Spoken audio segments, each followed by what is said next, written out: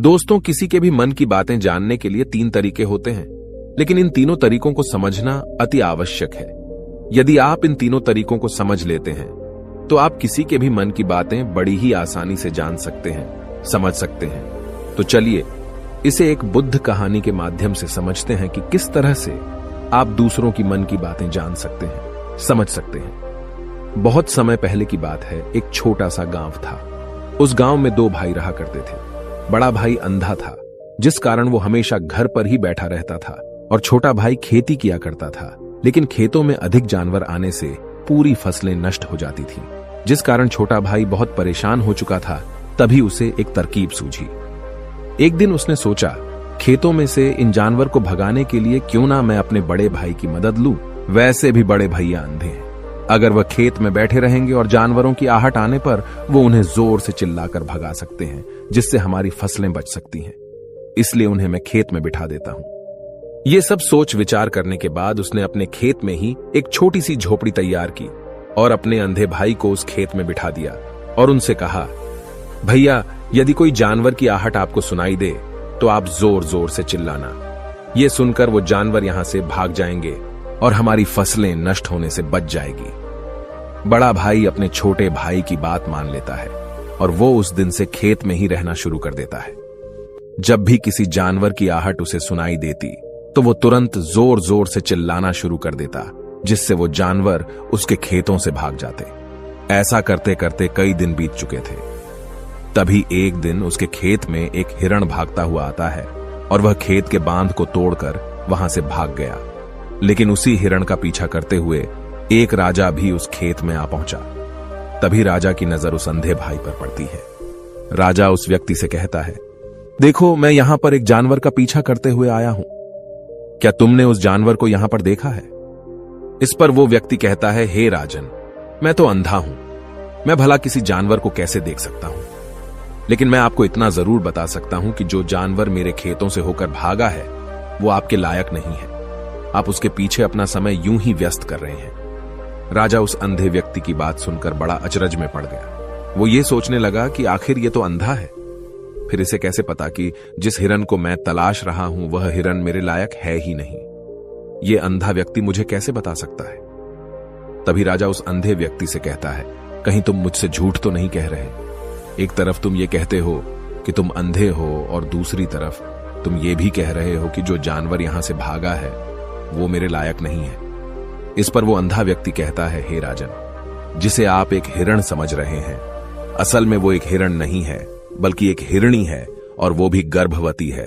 और जहां तक मुझे ज्ञान है, मैंने कभी किसी राजा को किसी गर्भवती हिरणी का शिकार करते हुए नहीं सुना है। और इसी कारण मैं आपसे ये कह रहा हूं कि वो हिरणी आपके लायक नहीं है। आप उसके पीछे अपना समय व्यर्थ ना करें। यह सुनकर राजा और भी अचरज में पड़ गया। वो ये सोचने लगा कि आखिर ये अंधा आदमी ये कैसे जान सकता है कि वो हिरणी है और गर्भवती है। राजा कुछ देर सोच विचार करने के बाद अपने सेनापति से कहता है, सेनापति जी, मुझे वो जानवर जिंदा चाहिए, क्योंकि मुझे यह पता करना है क्या वह हिरणी है और क्या वह गर्भवती है। क्योंकि यह अंधा आदमी बहुत विश्वास के साथ कह रहा है और मुझे इस बात की पुष्टि करनी है। यदि वह हिरणी हुई और गर्भवती हुई तो वह हमारे शिकार के लायक नहीं है, क्योंकि हम तो एक हिरण का पीछा कर रहे थे। इसलिए जाओ और पता करो कि क्या वो हिरणी है। सेनापति राजा से आज्ञा लेकर आगे की ओर बढ़ चलता है और कुछ देर बाद जब वह वापस लौट कर आता है तो वह राजा को कहता है, हे राजन, इस अंधे आदमी ने जो भी बातें कही हैं वो बिल्कुल सही हैं। वो एक हिरणी ही है और वह गर्भवती भी है। यह सुनकर राजा आश्चर्यचकित रह गया। उसे समझ नहीं आ रहा था कि आखिर अंधा आदमी कैसे पता कर सकता है कि वह जानवर एक हिरणी है, और तो और वह गर्भवती है। भला एक अंधा आदमी यह कैसे देख सकता है, यह कैसे जान सकता है? आखिर इसे यह कैसे पता चला? ऐसे कई सारे प्रश्न अब राजा के मन में उमड़ने लगे। अब राजा ने यह ठान लिया था कि मुझे इस बात की तह तक पहुंचना ही है कि आखिर यह अंधा आदमी कैसे जानता है कि वह जानवर एक हिरणी है। यह सोचकर राजा उस अंधे आदमी के पास जाता है और उस अंधे आदमी से कहता है, देखो, मैं ये तो नहीं जानता कि तुम सचमुच अंधे हो या नहीं, लेकिन मैं तुमसे एक बात जानने आया हूं। क्या तुम मेरे प्रश्न का सही सही जवाब दोगे? इस पर अंधा व्यक्ति कहता है, हे राजन, आप जो कुछ पूछना चाहते हैं मुझसे पूछ सकते हैं, मैं आपको बिल्कुल सच सच जवाब दूंगा। इस पर राजा कहता है, देखो, एक तो तुम कहते हो कि तुम अंधे हो और दूसरी तरफ तुमने यह बता दिया कि जिस जानवर का पीछा मैं कर रहा हूं वह एक हिरणी है, और तो और वह गर्भवती भी है। आखिर तुम्हें यह कैसे पता चला? तुम्हारे खेत में और भी तो जानवर आते होंगे, और भी तो जानवर यहां से गुजरते होंगे, फिर तुमने यह कैसे अंदाजा लगाया? तभी वह अंधा व्यक्ति राजा से कहता है, हे राजन, आप जिस हिरणी का पीछा कर रहे थे वही हिरणी जब मेरे खेत में आई, उसकी रफ्तार और उसके भागने की आहट से मुझे यह एहसास हो चुका था कि यह एक हिरणी है, और मेरे खेत की जो बांध है वह बहुत छोटी है, उसकी ऊंचाई ज्यादा नहीं है। यदि कोई हिरण होता तो उस बांध को बड़ी आसानी से लांघ जाता, लेकिन वह हिरणी इस बांध को तोड़कर भागी है, और यदि वह इस बांध को छलांग लगाकर पार करने का प्रयास करती तो इससे उसके बच्चे को खतरा होता, और इसी बात से मैंने यह पता लगा लिया कि वह गर्भवती है। इस कारण वह ज्यादा ऊंची छलांग न लगाकर मेरे खेत की बांध को तोड़ते हुए भाग गई। इस पर राजा के मन में एक और प्रश्न उठा। राजा ने कहा, किंतु तुम्हें कैसे पता चला कि वो एक हिरणी ही है, और भी तो कोई जानवर यहां पर आ सकते हैं? इस पर वो अंधा व्यक्ति कहता है, हे राजन, मैं पूरा दिन सुबह शाम यहीं पर बैठा रहता हूं, और मेरी सुनने की शक्ति बहुत तेज है। मैं ये बाफ जाता हूं कि कौन सा जानवर मेरे खेत में आया है, और उसी के आधार पर मैं जोर जोर से चिल्लाता हूं ताकि वो मेरे खेत से भाग जाए और मेरे खेत की फसलों को नष्ट न कर पाए। राजा उस अंधे आदमी का यह जवाब सुनकर पूरी तरह से संतुष्ट हो चुका था। वो मन ही मन ये सोच रहा था कि आदमी भले ही अंधा हो, लेकिन ये तो बड़ा ज्ञानी मालूम पड़ता है। इस आदमी से कुछ ना कुछ तो काम निकलवाना ही चाहिए। ये विचार लिए हुए राजा वहां से वापस अपने महल की ओर लौट जाता है। राजमहल पहुंचते ही राजा उस अंधे व्यक्ति से कहता है, आप तो बड़े ज्ञानी व्यक्ति हैं, आपको किसी भी बात का पता बड़ी आसानी से चल जाता है। आज मैंने आपको यहां पर इसलिए बुलाया है क्योंकि मैं आपसे ये जानना चाहता हूं कि मेरी पत्नी पतिव्रता है या नहीं। इस पर वो अंधा व्यक्ति कहता है, हे राजन, ये कैसा प्रश्न हुआ? इस पर राजा कहता है, मैंने आपसे बिल्कुल उचित प्रश्न किया है, मुझे इस प्रश्न का उत्तर दीजिए। इस पर वो अंधा व्यक्ति कहता है, हे राजन, ये सारी बातें जाने दीजिए। आपकी शादी को इतने साल बीत चुके हैं, और अब आप ये बात क्यों जानना चाहते हैं? आपके मन में ऐसे प्रश्न क्यों उठ रहे हैं? इस पर राजा जिद करते हुए कहता है, देखिए, आपको मुझे इस प्रश्न का उत्तर तो देना ही होगा। यदि आप मुझे इस प्रश्न का उत्तर नहीं देंगे तो मैं आपको मृत्युदंड दे दूंगा। राजा के मुख से यह बात सुनकर वो अंधा व्यक्ति कहता है, हे राजन, यदि आप इस प्रश्न का उत्तर चाहते हैं तो उसके लिए आपको मेरा एक काम करना होगा। राजा कहता है, बोलो, मुझे क्या काम करना होगा? इस पर व्यक्ति कहता है, इसके लिए आपकी पत्नी को मेरे साथ कमरे में अकेले छोड़ना होगा। उस अंधे व्यक्ति की यह बात सुनकर राजा पहले तो क्रोधित हो जाता है, लेकिन फिर कुछ सोच विचार करने के बाद वह उस व्यक्ति की बात मान लेता है और अपने सेनापति को आदेश देता है, सेनापति जी, इस व्यक्ति को और मेरी पत्नी को एक कमरे में कुछ देर के लिए अकेला छोड़ दे। सेनापति बिल्कुल वैसा ही करता है। अब राजा की पत्नी और अंधा आदमी एक कमरे में बंद हो चुके होते हैं। तभी वो अंधा आदमी राजा की पत्नी से कहता है, मुझे आपको छूना है। इस बात पर रानी अत्यधिक क्रोधित हो जाती है और उस अंधे आदमी को वो पकड़ पकड़ कर पीटने लगती है, कभी हाथों से तो कभी लातों से तो कभी पटक पटक कर। इस तरह से उन्होंने उस अंधे आदमी की खूब पिटाई की। उसके बाद किसी तरह से वह अंधा आदमी अपनी जान बचाकर वहां से भाग निकलता है और वह राजा के पास पहुंचता है और वह राजा से कहता है, हे राजन, आपकी पत्नी पतिव्रता नहीं है। यह बात सुनकर राजा अत्यधिक क्रोधित हो उठता है और राजा अपनी तलवार निकालकर सीधा अपनी पत्नी की ओर जाता है और क्रोधित होकर वह अपनी रानी से कहता है, रानी जी, आज मैं जो भी सवाल आपसे करने वाला हूं उसका मुझे सच सच जवाब दीजिएगा, और यदि आपने एक शब्द भी झूठ कहा तो मैं आपका अभी के अभी सर धड़ से अलग कर दूंगा। तभी आगे वह राजा कहता है, मुझे बताइए, क्या आप पतिव्रता हैं या नहीं? इस पर रानी कहती है, हे राजन, आप भले ही मुझे जान से मरवा दीजिए, लेकिन मैं पतिव्रता नहीं हूं। राजा यह बात सुनकर बहुत खुश हुआ, क्योंकि उस अंधे आदमी ने जो भी कहा था वह बिल्कुल सच था। यह बात सुनकर तुरंत ही राजा उस आदमी के पास पहुंचता है और आकर उस अंधे आदमी से कहता है, तुम्हें कैसे पता चला कि मेरी पत्नी पतिव्रता नहीं है? इस पर वह अंधा आदमी कहता है, हे राजन, बड़ी सीधी सी बात है। मैंने तो आपकी पत्नी से बस इतना ही कहा था कि मुझे आपको छूना है, और इस बात पर वह इतना क्रोधित हो उठी कि उन्होंने गुस्से में आकर मुझे लात घूंसों से पीटना शुरू कर दिया। और भला कोई औरत किसी और मर्द को कैसे छू सकती है, लेकिन उन्होंने न आव देखा न ताव, बस लात घूंसे मुझ पर बरसाने शुरू कर दिए। वह भी तो एक छूना ही हुआ, और एक पतिव्रता नारी कभी भी पराये मर्द को नहीं छूती। जब मैंने उसे छूने के लिए कहा था तो वह उस वक्त मुझे मना कर सकती थी, लेकिन उन्होंने तो मुझे पीटना शुरू कर दिया और देखते ही देखते उन्होंने मेरे पूरे शरीर को छू लिया। अब आप ही बताइए, ऐसी स्त्री भला पतिव्रता कैसे हो सकती है? इस पर राजा कहता है, तुम तो बड़े ज्ञानी मालूम पड़ते हो। अच्छा ठीक है, चलो तुम मेरे एक प्रश्न का और जवाब दो। यदि तुमने मुझे इस प्रश्न का सही जवाब दे दिया तो मैं तुम्हें यहां से जाने दूंगा। आगे राजा उस अंधे आदमी से कहता है कि तुम मुझे यह बताओ, क्या मैं सच में अपने पिताजी का ही बेटा हूं या फिर किसी और का? इस पर वह अंधा भी कहता है, हे राजन, इस बात से आपका क्या लेना देना? आप किसी की भी औलाद हो, आखिर आप हैं तो इस राज्य के राजा, इसलिए इस प्रश्न को जाने दीजिए। लेकिन राजा कहता है, नहीं, मुझे इस प्रश्न का सही जवाब चाहिए, अन्यथा यह प्रश्न मुझे हमेशा परेशान करता रहेगा। इसलिए मैं इसका सही जवाब जानना चाहता हूं। यदि तुम इसका सही जवाब दे देते हो तो तुम यहां से जा सकते हो, मैं तुम्हें नहीं रोकूंगा। इस पर वह अंधा आदमी कहता है, हे राजन, इसके लिए तो मुझे आपके मां के पास भी जाने की कोई आवश्यकता नहीं है। मैं आपको अभी यह बता सकता हूं कि आप किसकी औलाद हैं, लेकिन उससे पहले मैं चाहता हूं कि आप मुझसे एक वादा करें कि आप मुझ पर क्रोध नहीं करेंगे। राजन ने कहा, मैं तुमसे वादा करता हूं, मैं तुम पर क्रोध नहीं करूंगा। इसके बाद वह अंधा आदमी राजा से कहता है, हे राजन, आप है तो अपने ही पिता के पुत्र, लेकिन आप पर एक कंजूस सेठ की छाया पड़ी हुई है। यह सुन राजा बहुत क्रोधित हो उठा और वह तुरंत तलवार निकालकर अपनी मां के पास जा पहुंचा। वह वहां पर पहुंचने के बाद अपनी मां से कहता है, मां, मुझे सच बताइए, क्या मैं अपने ही पिता का पुत्र हूं या नहीं? यदि आपने मुझे सही नहीं बताया तो वह यहीं पर अपने प्राण त्याग दूंगा।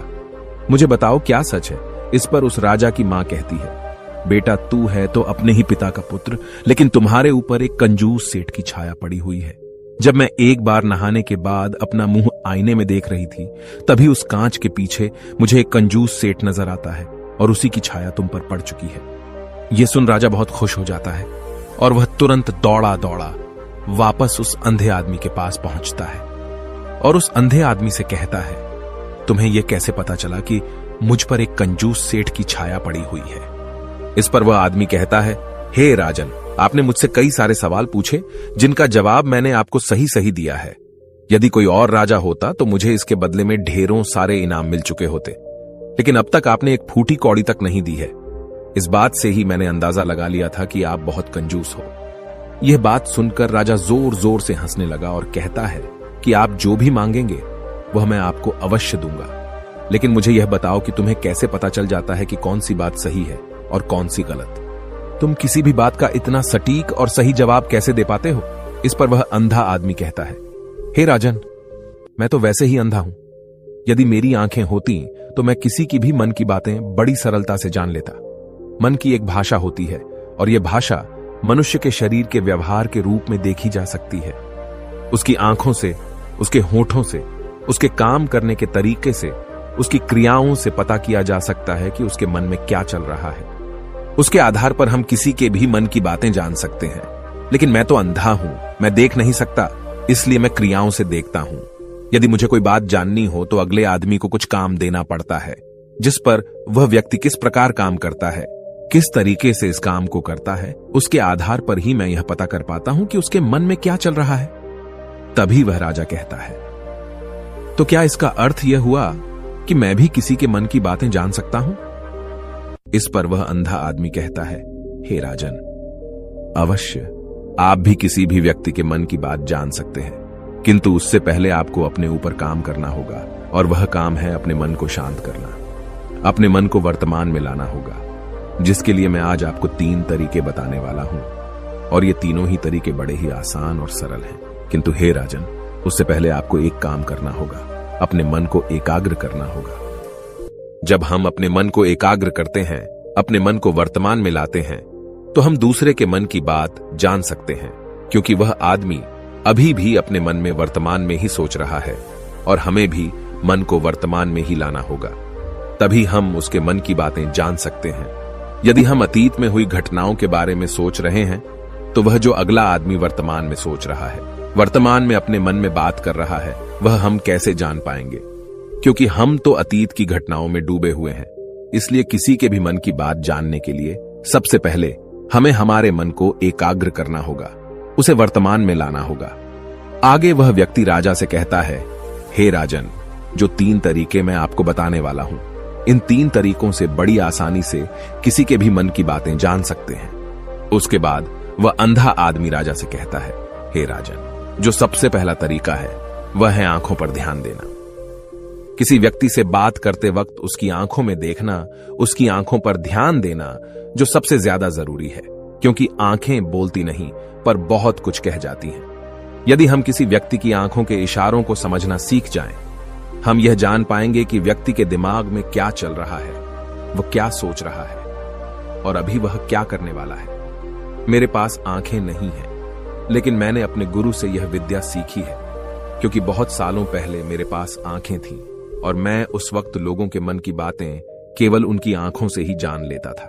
इसलिए यदि आप भी दूसरों की मन की बातें जानना चाहते हैं तो आपको भी उनकी आंखों पर गौर करना चाहिए, जैसे कि उनका आकार कैसा है, वह कब, कहां और किधर देख रहे हैं। यदि उसकी आंखें यहां वहां घूम रही हैं, जब आप उससे बातें कर रहे हैं तो वहां वह इधर उधर मोड़ रहा है, कभी ऊपर तो कभी नीचे या कभी आसपास, या फिर उसकी आंखें खुश नजर आ रही हैं या फिर आंखें निराश नजर आ रही हैं, जैसे कि चोर होता है। उसकी आंखों में जब हम देखते हैं तो हमें यह पता चलता है कि अगले आदमी ने कोई गलती की है। ठीक उसी प्रकार जब हम किसी चालाक व्यक्ति की आंखों में देखते हैं तो आपको पता चलेगा कि उसकी आंखों में एक भाषा होती है। एक बहुत ही सीधा और आसान तरीका होता है। यदि आपको यह पता लगाना है कि सामने वाला व्यक्ति आपसे झूठ कह रहा है या फिर सही, तो आपको उसकी आंखों पर ध्यान देना अति आवश्यक है। यदि आपसे बात करते वक्त वह व्यक्ति अपनी आंखें यहां वहां घुमा रहा है, ऊपर नीचे, इधर उधर, दाएं बाएं, हर जगह देख रहा है, तो इसका अर्थ यह हुआ कि वह उस बात से निकलने का कोई रास्ता ढूंढ रहा है, वह कोई झूठ बना रहा है। यदि सामने वाला व्यक्ति आपसे कुछ झूठ कहने का प्रयास कर रहा है तो वह आपसे नजर नहीं मिलाएगा। वह यहां वहां देखेगा, ऊपर नीचे देखेगा, लेकिन वह आपकी आंखों में आंखें डालकर कभी नहीं देख पाएगा, क्योंकि उसे डर है कि यदि उसने आपकी आंखों में आंखें डालकर देखी तो उसका झूठ पकड़ा जाएगा और लोगों को सच्चाई का पता चल जाएगा। और इसी प्रकार कुछ और भी भाषाएं होती हैं। जब आप किसी की आंखों में आंखें डालकर यह देखना शुरू कर देंगे कि उसके हाव भाव क्या है, ठीक उसी प्रकार चेहरे के हाव भाव होते हैं, जिससे हम मन की बातें बड़ी आसानी से समझ सकते हैं और इन्हें भी समझना बहुत जरूरी है। कभी कभी कोई व्यक्ति अपने चेहरे से जैसे आंख, होंठ और बहुत से कुछ अलग अलग व्यवहार करता है। यदि आप किसी व्यक्ति के चेहरे में गौर करेंगे तो आप आसानी से समझ पाएंगे कि वह व्यक्ति निराश है, जब व्यक्ति बहुत उदास है, या फिर वह बहुत खुश है, या फिर उसे कोई बहुत बड़ा दुख है। वह अपने अंदर क्या महसूस कर रहा है, ये सारी बातें हम उसके चेहरे के हाव भाव से पता कर सकते हैं। फिर चाहे इंसान जुबान से कुछ बोले या ना बोले, लेकिन आप उसके चेहरे से सब कुछ पता कर सकते हैं। आगे व्यक्ति राजा से तीसरा तरीका बताते हुए कहता है, हे राजन, इसी प्रकार तीसरी भाषा भी है, अर्थात तीसरा तरीका भी है, और वह है हाथों के इशारे और शरीर का व्यवहार।